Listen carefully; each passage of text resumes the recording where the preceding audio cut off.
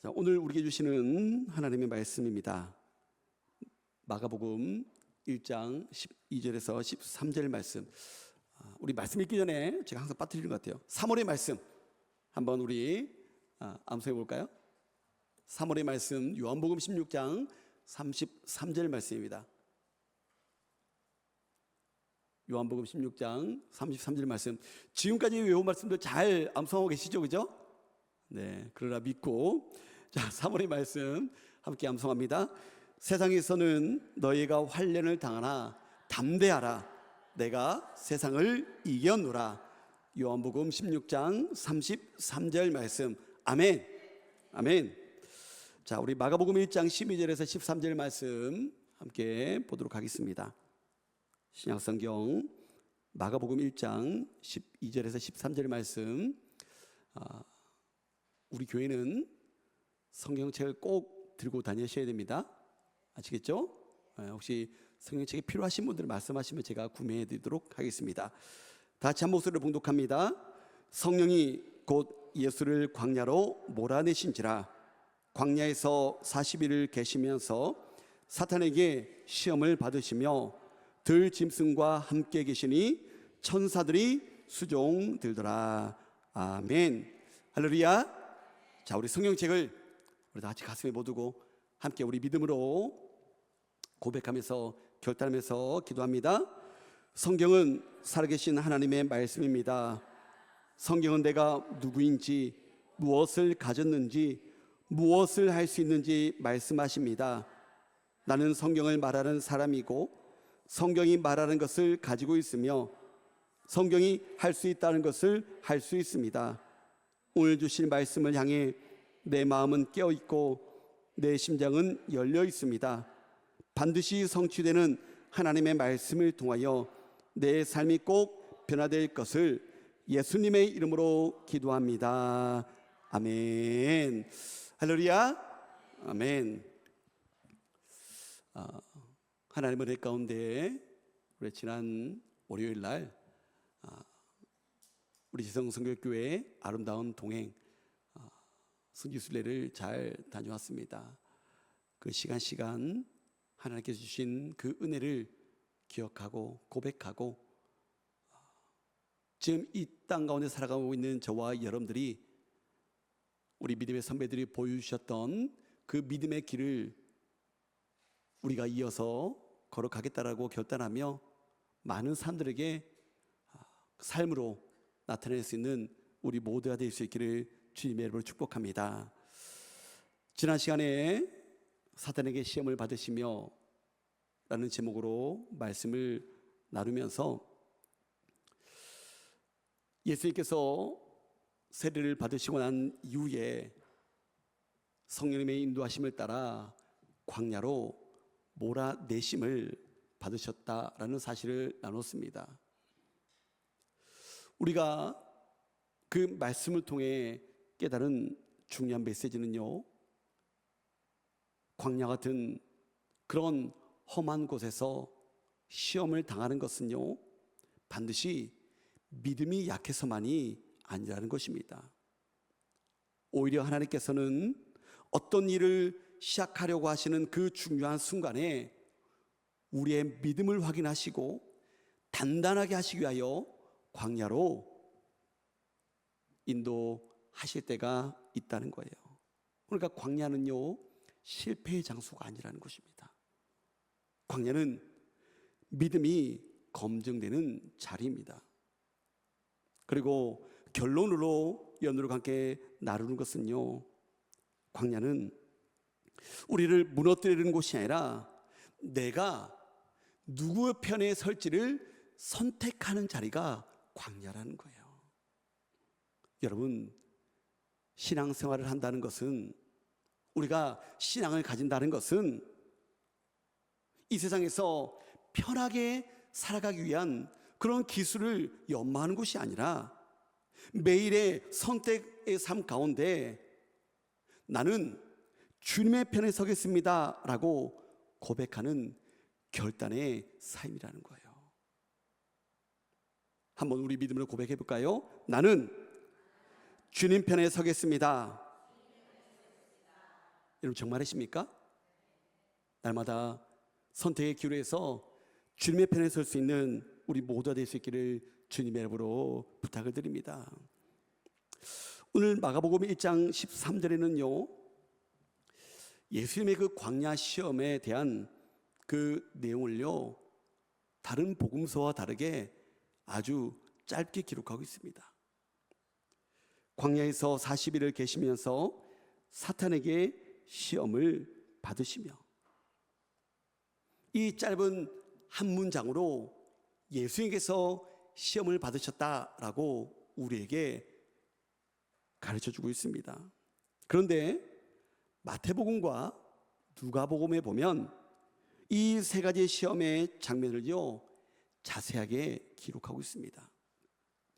오늘 이 마가복음의 짧은 본문 이외에 마태와 누가가 기록한 그 시험의 장면을 함께 우리가 살펴보면서 예수님께서 시험당하신 그 진정한 의미를 함께 생각해 보고자 합니다.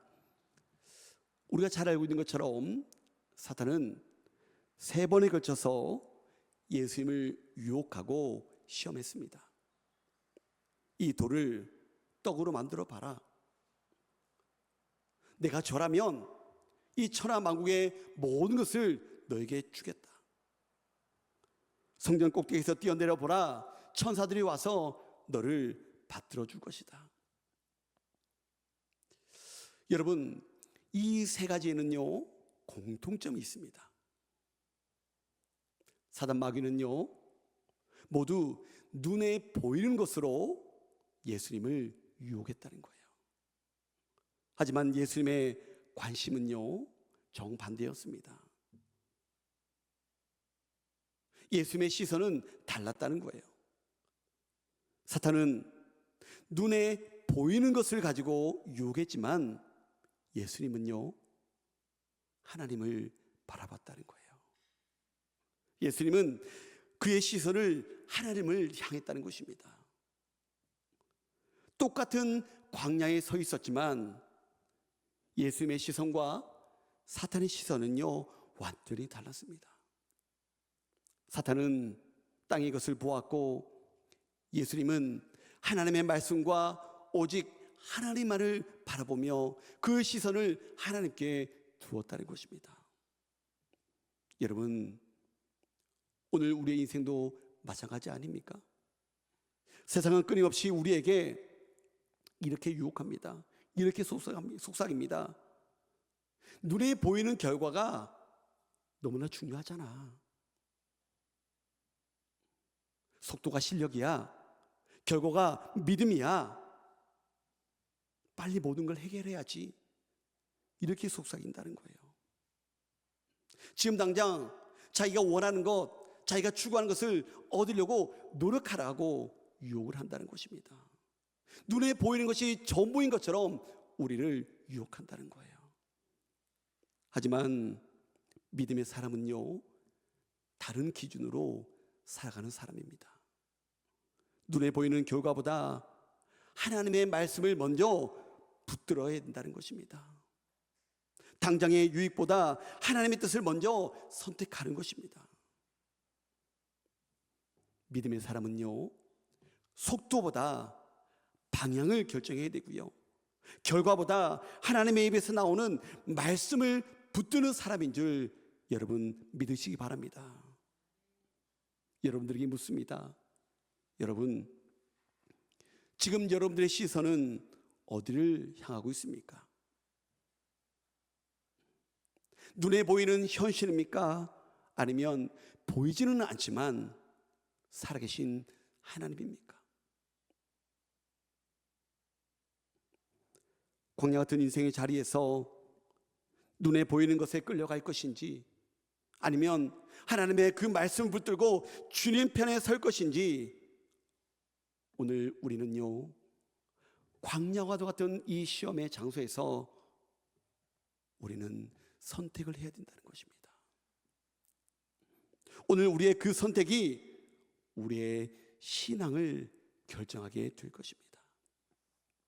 여러분, 시대가 바뀌고 세상이 달라져도 사람을 넘어뜨리는 그 유혹의 방식은요, 크게 달라지지 않았습니다. 겉모습은 달라 보여도 사람의 마음을 흔들고 무너뜨리는 유혹의 구조는요, 놀라울 만큼 이전이나 지금이나 동일하다는 거예요. 비슷하다는 거예요. 사도 요한은 요한일서 2장 16절에 이 세상의 욕망의 구조를, 곧 우리를 무너뜨리는 세 가지의 통로를 이렇게 정리하고 있습니다. 육체의 정욕, 안목의 정욕, 이생의 자랑. 한마디로 말하면 당장의 욕구를 채우라는 그 욕망과 눈에 보이는 것을 붙잡으라는 욕망과 그리고 나를 드러내고 인정받으라는 그런 욕망이요, 계속해서 저와 여러분들을 유혹한다는 거예요. 성경은 광야에서 예수님이 받으신 세 가지 시험을 이 세 가지의 이 욕망과 연결해서 설명하고 있지는 않습니다. 하지만 이 말씀을 하나의 렌즈로 삼아서 그 광야에 예수님께서 시험 받으시는 그 장면을 바라보면요, 사탄이 어떤 방식으로 사람을 무너뜨려야 하는지 그 유혹의 구조를 더 선명하게 바라볼 수 있다는 거예요. 예수님께서는 바로 이 세 가지 지점에서 시험을 받으셨습니다. 그리고 그 모든 시험을 이기시고 승리하셨음을 여러분 믿으시기 바랍니다. 오늘 이 시간 예수님께서 광야에서 받으신 이 세 가지 시험을 하나씩 살펴보고자 합니다. 그리고 그 시험 속에서 사탄이 어떻게 사람을 넘어뜨리려고 하는지, 또 예수님은 어떻게 그 시험을 이기셨는지 함께 살펴보고자 합니다. 사단은요, 가장 먼저 사람의 가장 연약한 부분, 가장 기본적인 욕구를 공격했습니다. 그것은 바로 육체의 정욕입니다.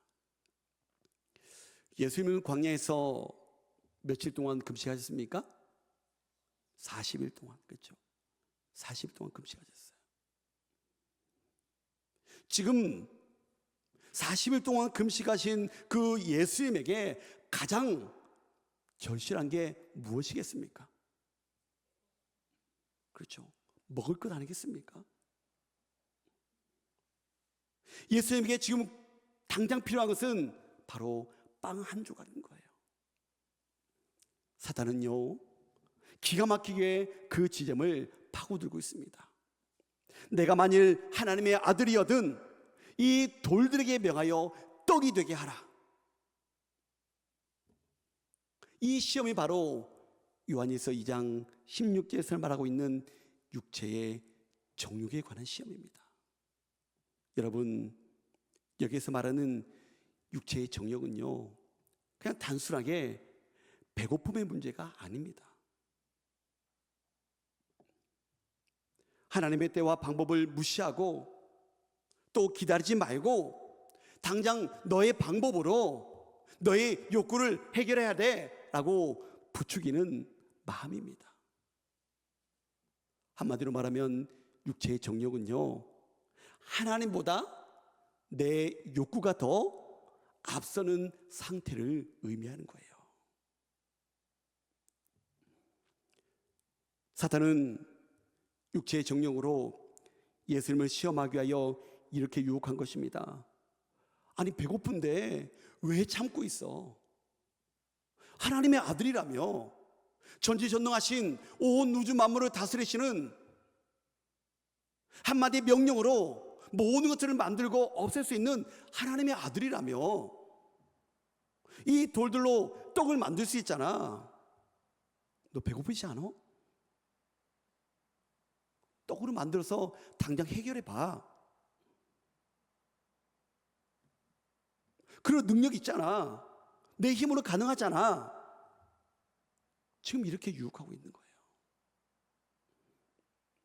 사탄은요, 오늘 우리에게도 똑같이 이렇게 유혹합니다. 언제까지 기도만 하고 있을 거야? 너 능력 있잖아. 너 힘 있잖아. 너 가진 거 많잖아. 너 힘으로 해결하면 되잖아. 아니, 수단 방법 가리지 말고 일단 살고 봐야지. 하나님은 나중에 찾아도 되잖아. 지금 당장 너가 그게 필요한데 당장 해결해야지. 그게 우선 아니야? 이렇게 유혹을 하고 있다는 거예요. 여러분, 이 소리가 얼마나 합리적으로 들립니까? 얼마나 현실적입니까? 그렇지 않습니까? 그런데 여러분, 여기에 치명적인 독이 있다는 거예요. 하나님을 신뢰하며 기다리는 그 믿음을 어떻게 해요? 끊어내버리는 거예요. 그리고 하나님을 믿는다고 하면서도 내 삶의 주인이 내가 되게 만들어 버리는 유혹이라는 것입니다. 내가 내 삶의 주인이 되어 내 힘으로 떡을 만들 거야. 내 힘으로 해결할 거야. 내 힘으로 이걸 할 거야. 그렇게 나서는 순간 우리는요, 그 광야에서 길을 잃을 수밖에 없음을 여러분 기억하시기 바랍니다. 여러분, 우리 예수님은요, 그 유혹에 넘어가지 않으셨습니다. 사단이 유혹하는 그 유혹 앞에서 신명기 8장을 인용하면서 예수님은 이렇게 말씀하셨습니다. 기록된 바 사람이 떡으로만 사는 것이 아니요 하나님의 입에서 나오는 모든 말씀으로 살 것이라. 할렐루야. 예수님은요, 지금 당장의 그 배고픔보다 하나님의 말씀을 선택하셨습니다. 이것은 무엇을 의미합니까? 지금 예수님이요, 배가 안 고프다라는 그런 의미가 아닙니다. 자신의 욕망을 해결하기 위해 즉각적으로 자신의 능력을 가지고 해결하기보다 예수님은 하나님을 신뢰하는 길을 걷겠다라고 고백하고 선포하고 있는 거예요. 오늘 우리의 삶도 이와 같은 질문이 있습니다. 지금 우리는 무엇을 먼저 선택하고 있습니까? 당장의 나의 만족입니까? 당장의 나의 승리입니까? 당장의 나의 안위입니까? 아니면 하나님의 뜻과 하나님의 말씀입니까? 여러분, 예수님께서 사단을 물리치실 때 인용하셨던 이 신명기 8장은요, 이스라엘 백성들이 광야 40년 동안 어떤 훈련을 받았는지 돌아보며 회고하는 내용입니다. 이스라엘 백성들이 광야에서 왜 실패했습니까? 왜 실패했어요? 먹을 게 없어서 그랬습니까? 입을 옷이 없어서 그랬습니까? 아닙니다. 하나님은 그들에게 매일 만나를 내려주셨어요. 고기가 먹고 싶다니까 동풍을 불어 그들에게 매일 고기를 제공해 주셨어요. 여러분, 그런데 하나님께서 이스라엘 백성들에게 만나를 주신 목적은요, 단순히 배를 채워주시기 위한 목적이 아니었다는 거예요. 사람이 살아가는 것은요, 눈에 보이는 그 음식만이 아니라 하나님의 말씀을 신뢰하는 데 있다. 하나님의 뜻과 말씀을 인정하고 고백하고 그 말씀을 따르는 데 달려있다라는 사실을 이스라엘 백성들에게 가르쳐 주기를 원하셨다는 거예요. 그래서 하나님은 만나를 주시면서도 분명한 방법을 가르쳐 주셨습니다. 여러분 다 아시죠? 매일매일 만나를 주셨기 때문에 매일 자신의 먹을 양만 거두라고 말씀하십니다. 너무 많이 걷어서 아침까지 남겨두지 말라는 거예요. 또 안식일 전날에는 2배를 거둬서 안식일 날에는 나가지 말라는 거예요. 그런데 이스라엘 백성들 가운데 어떤 사람들은요, 이 하나님의 말씀을 끝까지 신뢰하지 못했습니다.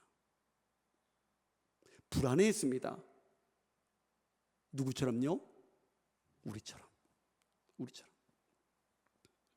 하나님이 반드시 주신다고 말씀하셨고 매일매일 주시는 그런 만나를 먹는 상황 가운데서도 내일 안 주시면 어떻게 하지? 내일 안 주셔서 우리가 굶주리면 어떡하지? 이 불안 때문에 욕심을 부려서 만나를 가져가서 남겨두었다는 거예요.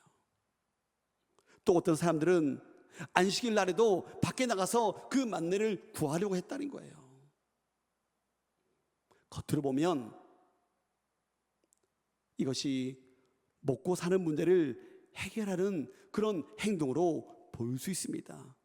여러분, 그런데요, 우리가 기억해야 될 것은요, 성경은요, 그것을 단순한 생활의 문제가 아니라 하나님의 말씀에 신뢰하지 못하는 불순종의 모습으로 가르쳐주고 있다는 것입니다. 결국 문제는요, 먹고 사는 문제가 아니라 믿음의 문제였다는 거예요. 내 계산이 하나님의 약속보다 더 앞설 때 우리는 만나를 매일 주시는 그 은혜를 경험하면서도 우리 입술 가운데 불평과 불만과 원망, 그리고 늘 불안해하게 되어진다는 것입니다. 이스라엘 백성들의 실패는요, 먹을 것이 없어서가 아니라 하나님의 뜻보다 자신의 계산을 더 믿었기 때문임을 여러분 꼭 믿을 수 있기를 주님의 이름으로 축복합니다. 바로 그 지점에서 이스라엘과 전혀 다른 모습을 예수님께서는 우리에게 보여주고 계신 거예요. 이스라엘 백성들이 실패했던 그 광야에서 예수님은 하나님의 말씀을 바라보고 하나님의 말씀을 순종하며 그 사단의 유혹을 어떻게 해요? 이겨내셨다는 거예요. 승리하셨다는 거예요. 예수님은 40일 금식 후에 극심한 배고픔 가운데서도 그 육신의 필요보다 더 중요한 영적인 원리를 붙드셨음을 여러분 꼭 믿으시기 바랍니다. 예수님께서는 지금 사탄에게 또 그리고 오늘 우리들에게 이렇게 선포하고 계십니다. 사탄아, 내 생명은 이 돌이 떡이 되느냐 마느냐 그것에 달린 것이 아니라 내 생명은 오직 내 아버지의 입술에서 나오는 말씀에 달려있다라고 선포하고 계신 거예요.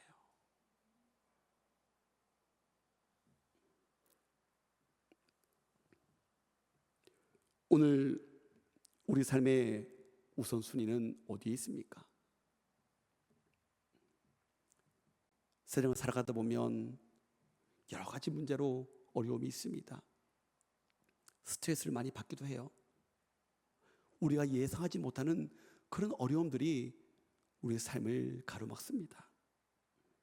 그때 기도보다 말씀보다 하나님보다 즉각적인 그 자극을 먼저 찾으려고 애쓰고 있지는 않습니까?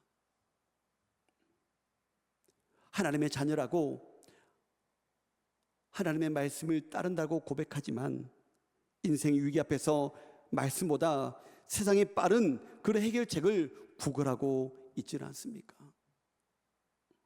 오늘 저와 여러분들 앞에 놓인 돌들이 무엇입니까? 사탄은 자꾸 그걸 떡을 만들어서 내 능력을 증명하라고, 너의 필요를 채우라고 유혹하지만 여러분 속지 마시기 바랍니다.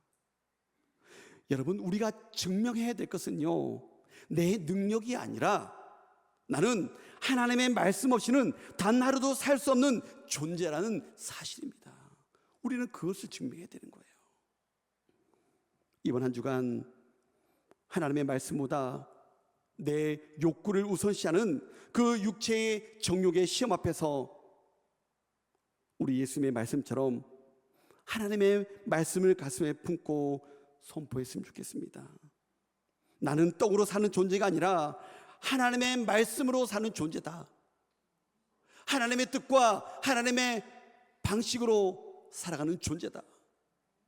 그렇게 고백하며 비록 내 손에 쥐어진 떡은 작아 보인다 할지라도 나를 먹이시고 입히시는 그 하나님 아버지를 신뢰함으로 예수님처럼 이 육체의 정욕을 넉넉히 이겨내는 저와 여러분들이 될 수 있기를 주님의 이름으로 간절히 축원합니다. 사단의 또 다른 공격은 이번에는 아주 화려합니다.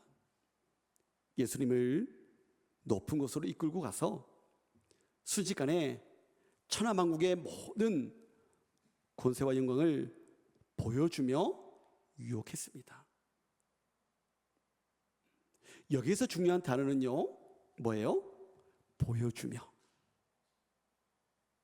보게 만드는 거예요.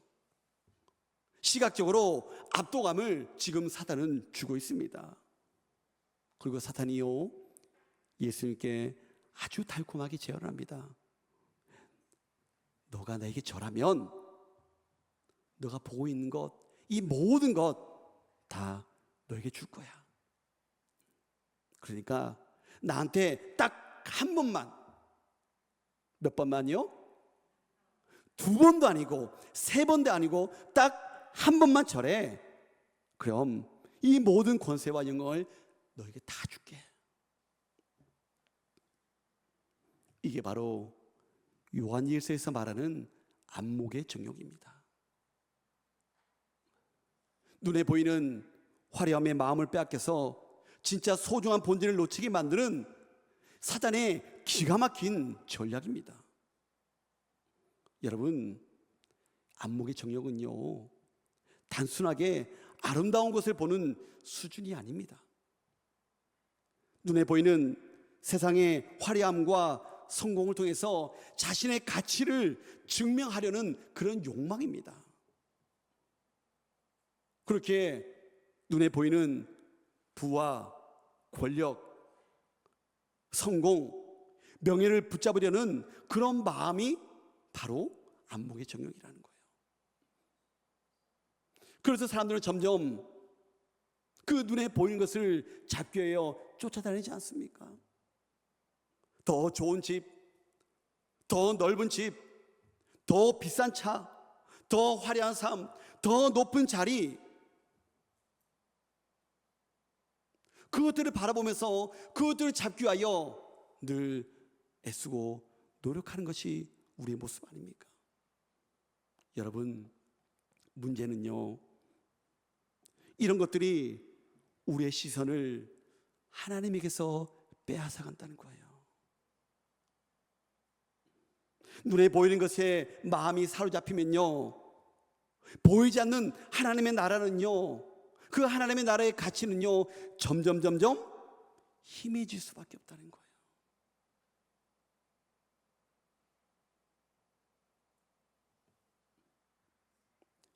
사탄이 예수님께 제시한 유혹도 바로 이것이었습니다. 사탄이 예수님께 제안한 것이 무엇입니까? 한마디로 그 모든 것들을 얻기 위해서 지름길로 가라는 거예요. 예수님, 하나님의 아들이시여, 왜 힘들게 십자가를 지고 가려고 하십니까? 왜 고난의 길, 그 아픈 길로 가려 하십니까? 그냥 나한테 한 번만 고개를 숙이면 십자가 없이도 왕이 될 수 있습니다. 고생 안 하고도 목적지에 갈 수 있습니다. 십자가의 고난과 죽음이라는 그 어려운 길 대신에 쉽고 빠른 성공의 길을 지금 제시하고 있는 거예요. 딱 한 번만 타협하고 절하면 그토록 원하던 세상의 모든 것들을, 너가 보고 있는 세상의 모든 것들을 다 누릴 수 있다는 거예요. 여러분, 이게 얼마나 무서운 유혹인지 아십니까?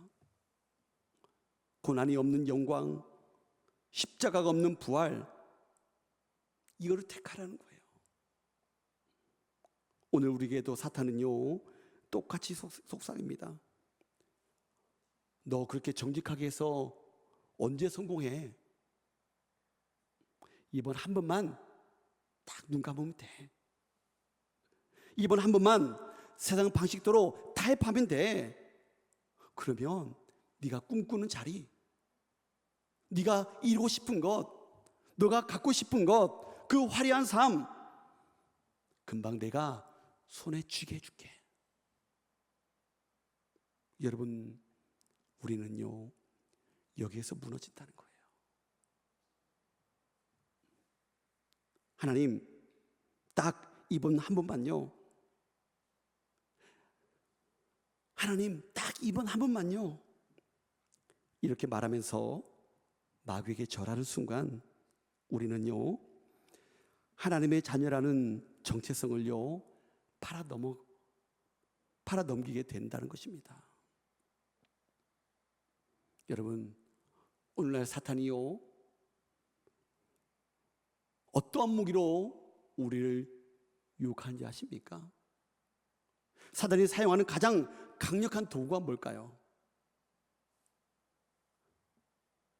우리의 눈을 화려하게 만들고 우리의 눈을 유혹하는 것, 그 무엇보다도 저는 요즘에는 SNS라고 생각합니다. 그렇죠? 우리 어르신들은 뭐 하시는 분도 계시고 안 하시는 분도 계시지만 뭐 유튜브라든지 페이스북이라든지 인스타그램이라든지 텔레그램이라든지 하루에도 수십 번씩 스마트폰을 열어 다른 사람들의 화려한 일상을 보게 되어집니다. 너무나도 멋진 여행지, 내가 정말로 갖고 싶은 비싼 차, 말보르기니. 너무 높은가요? 람보르기니죠. 말보르기니라 람보르기니. 모르면 아는 차 하면 안 돼, 그죠? 너무나 행복해 보이는 가족의 사진. 여러분들 매일 그런 것들 보면서 여러분들 가운데 어떤 마음이 생기십니까? 어떤 마음이 생겨요? 뭐 혹자는 부럽다, 나도 가지고 싶다, 그런 마음은 생기지 않은데 비교의식이 생기지 않습니까? 다른 사람은 이렇게 살아가고 있는데 나는 왜 이 모양이야? 저 정도는 돼야 성공한 건 아니야? 그렇게 비교하기 시작하면서 상대적인 박탈감에 빠지게 된다는 거예요. 그러다 보면요 우리의 신앙의 기준은 간 곳 없고요 오직 세상의 기준, 우리의 노인의 눈에 보이는 그 결과만을 쫓게 된다는 것입니다. 눈에 보이는 것에 마음을 빼앗기니까 보이지 않는 하나님의 나라는요 점점 어떻게 된다고요? 희미해지는 거예요. 여러분, 이게 바로 사단이 노리는요 안목의 정욕의 유혹입니다. 우리의 시선을 하나님에게서 떼어내 썩어질 그 땅의 영광에 고정시키려는 거예요. 이런 유혹 앞에서 예수님은 어떻게 반응하셨습니까? 단호하셨습니다. 예수님은 신명기 6장 13절의 말씀으로 이렇게 말씀하셨습니다. 기록된 바 주 너의 하나님께 경배하고 다만 그를 섬기라 하였느니라. 할렐루야. 예수님의 삶에는요 분명한 영적인 기준이 있었습니다. 세상의 영광이 아무리 화려하다 할지라도 내 주인은, 우리의 경배와 섬김의 대상은 오직 하나님 한 밖에 없다. 이 믿음의 고백과 선포인 거예요. 눈에 보이는 세상의 권세도 영광도 성공도 예수님의 주인이 될 수 없었다는 것입니다. 예수님은요 그런 것들에 시선을 두지 않으셨습니다. 단호하셨습니다.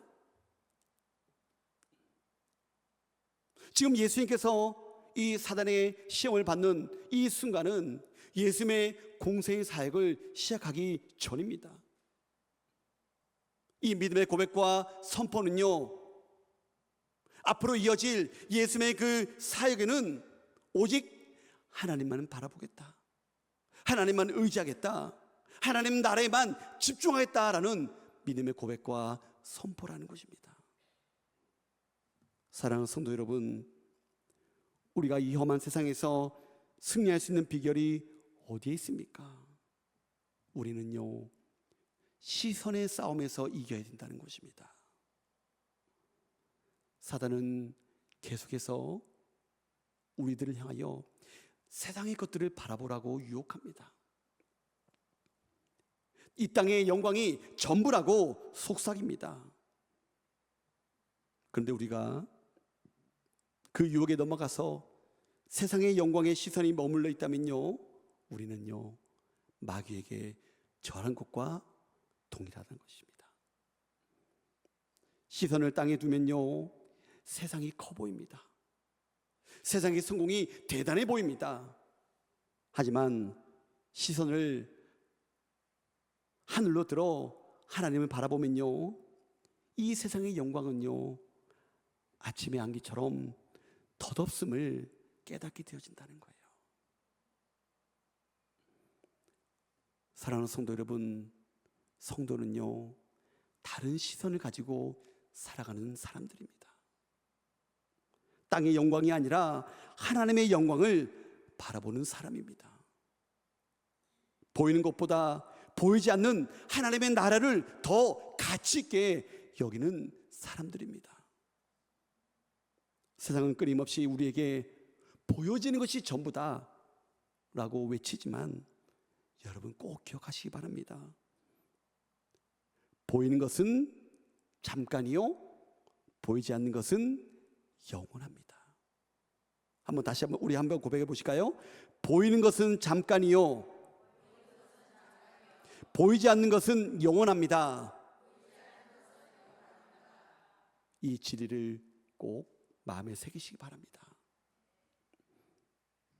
남들이 다 가는 쉽고 빠른 길이 아니라 주님이 가신 옳은 길을 선택하는 우리 모두가 되었으면 좋겠습니다.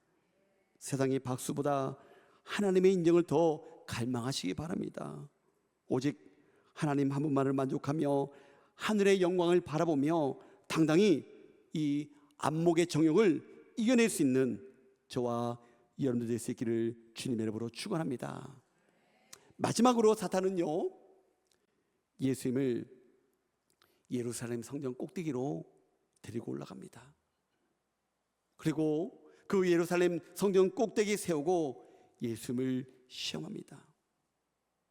이 사단이요, 너무나도 약아가지고요, 이제는 아주 고단수로 예수님을 공격합니다. 여러분, 두 번 다 예수님께서 뭘로 이기셨죠? 말씀으로 이기셨잖아요, 그죠? 이 사단이라는 놈이요, 정말 영악합니다. 이번에는요, 사탄이 성경의 말씀까지 인용하면서 예수님을 유혹합니다. 내가 만일 하나님의 아들이라면 여기서 뛰어내려봐. 성경에 보니까 천사들이 너를 받들어 준다고 써 있잖아. 시편의 내용을 가지고 지금 사단이요, 이 사단이라는 놈이요, 공격하고 있는 거예요. 여러분, 우리들도 마찬가지 아닙니까? 우리가 세상 사람들과 이런저런 이야기를 하다 보면 세상 사람들도 주어들은 풍원이 있어가지고 너 성경에 그렇게 기록되어 있는데 너 그렇게 하면 돼? 이렇게 하지 않습니까? 그렇죠?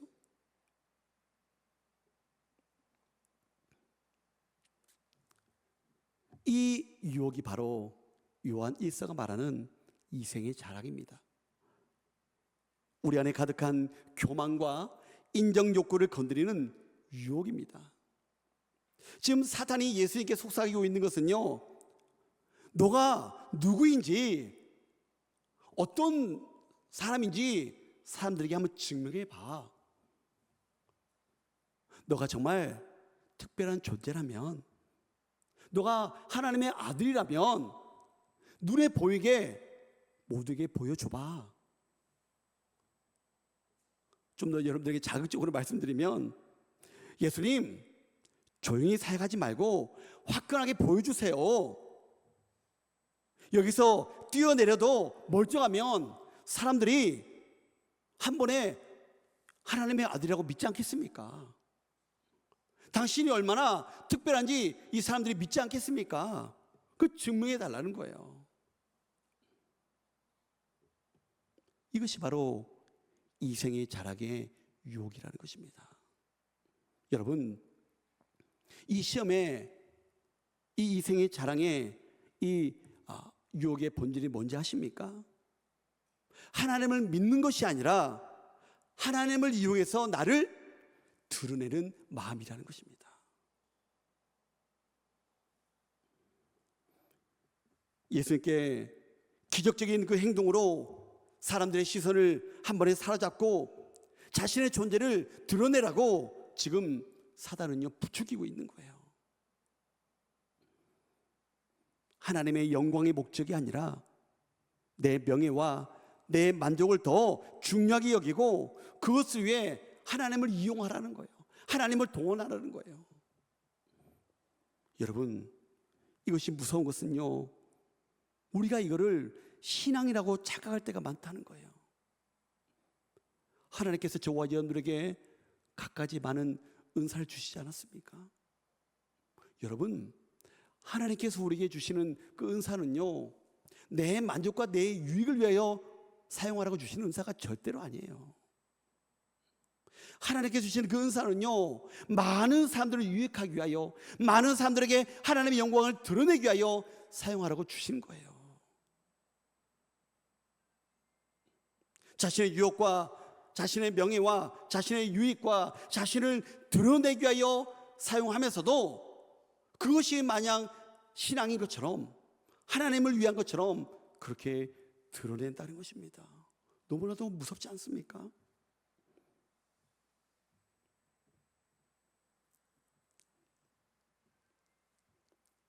하나님, 내가 이렇게 열심히 기도했는데, 내가 열심히 예배드리고, 내가 이렇게 많이 헌신하고 충성했는데 왜 안 들어주세요? 왜 내 삶은 이런 모습입니까? 왜 이런 모양입니까?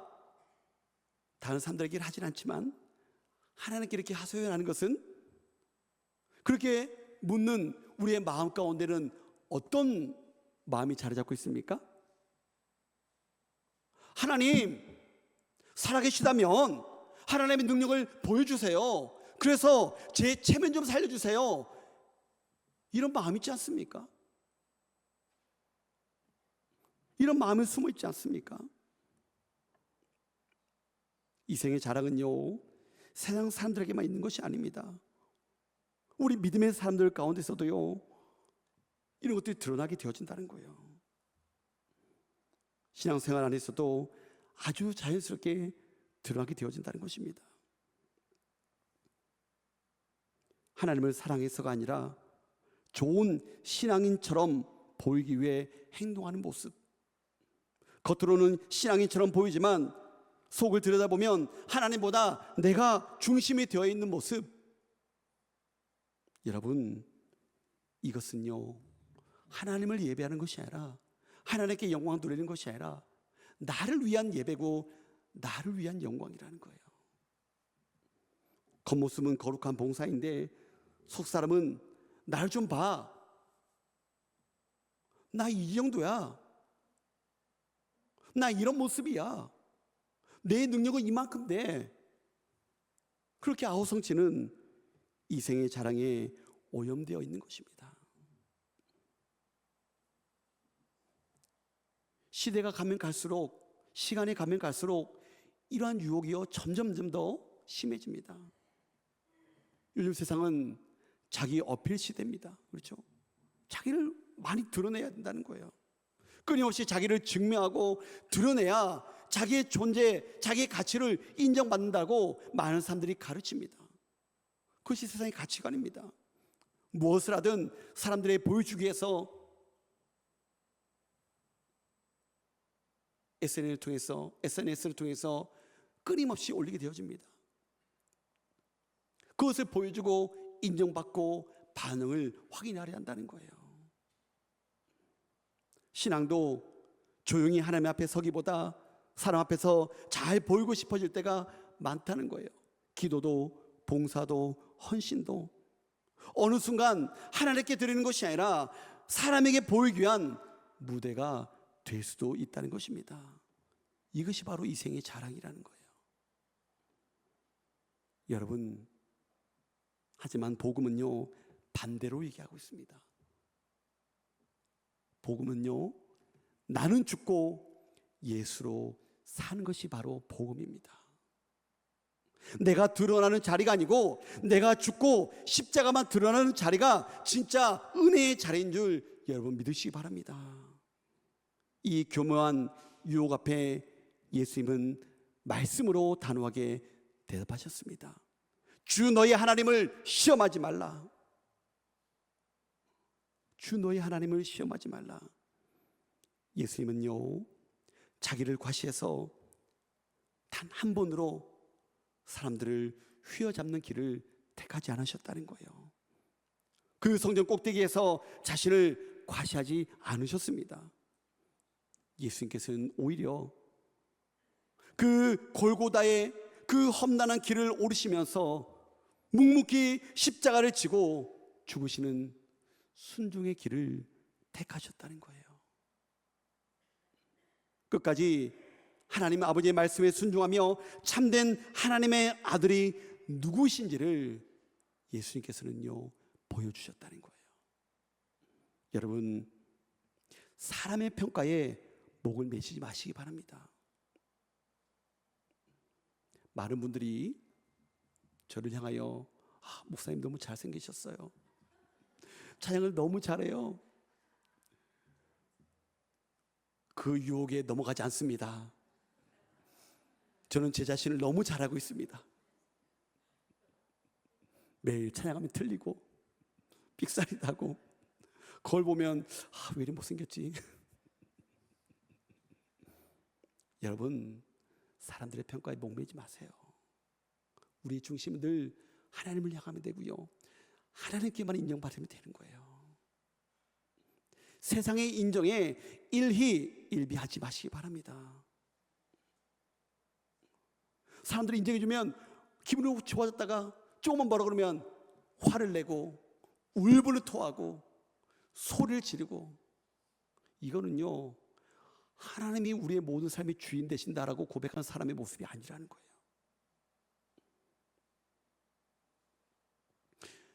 기쁘고 행복할 때도 하나님께서 나와 함께 하시는 것처럼, 슬프고 힘들 때도 어려울 때도 하나님께서 나와 함께 하심을 믿는다면 우리 믿음의 사람은요 일희일비하는 인생이 되어서는 안 된다는 거예요.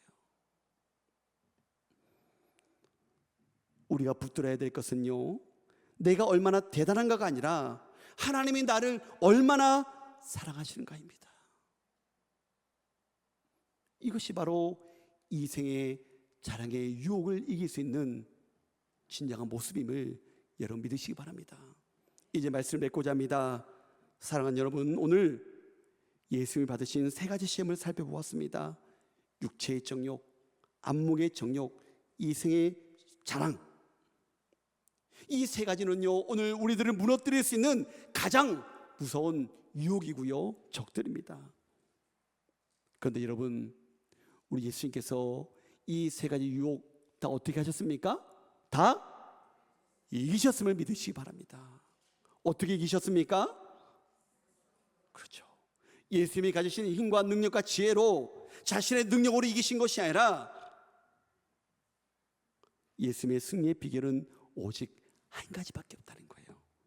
모든 유혹 앞에서 바로 기록되었을 때 하나님의 말씀을 붙들고 승리하셨다는 거예요.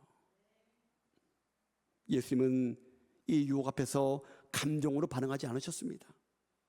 사탄의 말에 끌려가지도 않으셨습니다. 그때마다 하나님의 말씀으로 맞서셨다는 거예요. 말씀이 예수님의 무기였습니다. 말씀이 거짓을 꿰뚫는 검이 되었고요, 말씀이 사단의 공격을 막아내는 방패가 되었다는 것입니다. 여러분, 오늘 우리의 삶도 마찬가지입니다. 우리가 살아가는 세상도 끊임없이 우리를 흔듭니다. 세상은요, 지금 당장 너가 가진 걸로 해결해, 즉시 해결해, 그걸로 만족해. 하지만 우리는 어떻게 고백해야 됩니까? 나는 떡보다 하나님의 말씀이다.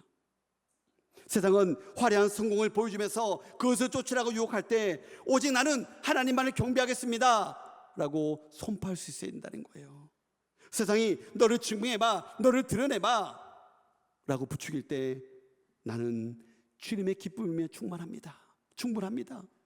주님 한 분이면 만족합니다 라고 고백하며 그 모든 것들을 이겨낼 수 있는 우리 모두가 되었으면 좋겠어요. 우리의 의지는 너무나 약합니다. 우리의 결단은 작심삼일입니다.